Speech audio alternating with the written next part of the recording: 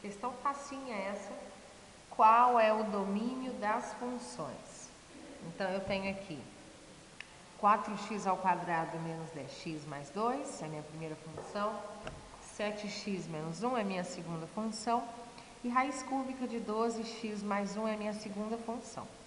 Bom, quando ele me pergunta qual que é o domínio de uma função, ele está querendo o seguinte, ele fala, Edna, qual que é o valor de x que eu posso substituir nessa lei de formação da minha função? Então, para esse tipo de função, eu tenho duas restrições.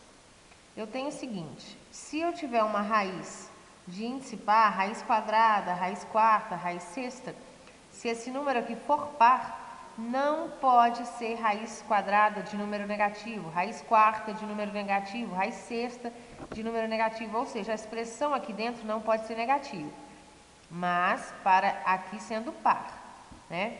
Raiz sexta de menos 10, isso aqui não existe, tá? E segunda restrição que eu tenho que me preocupar é que não existe divisão por zero. Por exemplo, 12 sobre zero. Isso não existe, não é aceito isso em matemática, tá ok? Então, nesse caso aqui, ó, eu tenho que me preocupar com isso. Por exemplo, na primeira, eu não tenho fração, então eu não me preocupo com o zero no denominador. E eu não tenho radical, então eu não me preocupo com essa parte, o radicando ser negativo. Ou seja, eu posso substituir qualquer número real.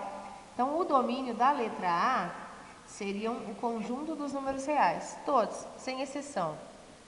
Na letra B, é a mesma coisa. Eu não tenho fração para me preocupar com o denominador.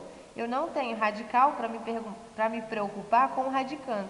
Então, ó, qualquer número eu posso colocar aqui no lugar do x, que não vai dar uma divisão por zero e não vai dar uma raiz, né, de índice par negativo lá dentro. Então, para a minha letra B, o domínio também é o conjunto dos números reais. Qualquer número é aceito ali. Uma fração, um número negativo, uma dízima periódica, tá? E assim por diante. E na letra C, eu tenho aqui raiz cúbica de 12x mais 1. É o que eu disse, o problema do radical é só quando ele for par, tá? Existe raiz cúbica de menos 8, isso existe, isso aqui é menos 2, tá?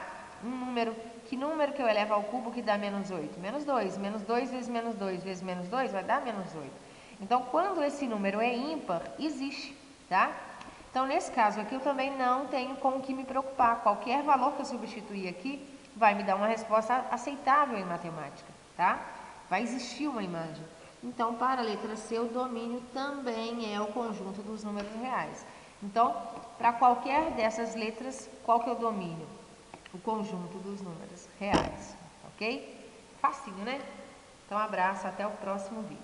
Tchau, tchau.